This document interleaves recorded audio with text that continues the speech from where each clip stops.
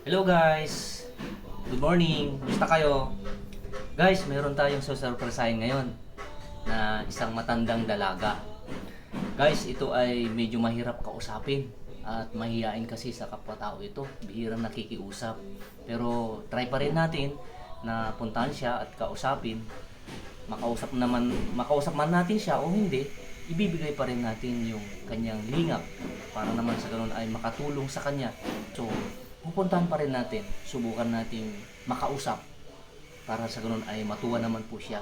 At sana ay maging masaya siya sa araw na to.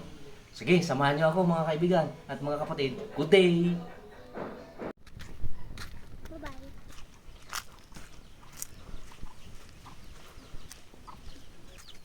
Kumusta kayo?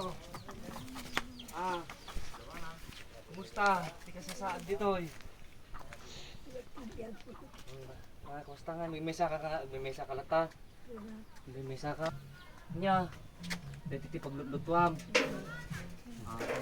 Kulit kabit gaya maya. Kakasi kabit gaya. Dito nga pag-idaam.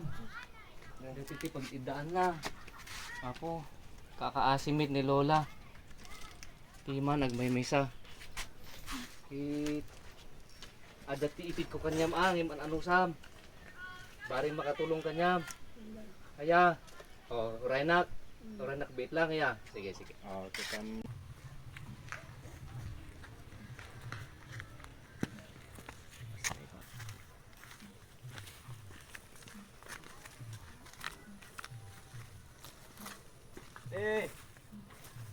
Yaman.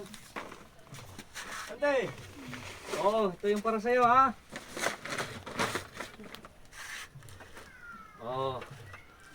Bigyan kita ng bigas. No? Para may sasaing ka. Nya. Tapos dito may mga ulam. Bagong. Dilata. Meron na rin dyan. Mga kape. Asukal. Meron na dyan. Kaya kompleto na no? Tapos, ibigyan kita pa ng konting kas. Ano sam Ano sam? Ano sam? Ya. Barbaring makatulong kanyang kit. Sapay kumatat adupay ti mangtulong kini nanay, kini auntie. Ya, kay kakaasimit kakabsat kitni kita jud sa kasasaad na agmay sa nga agbibiyag.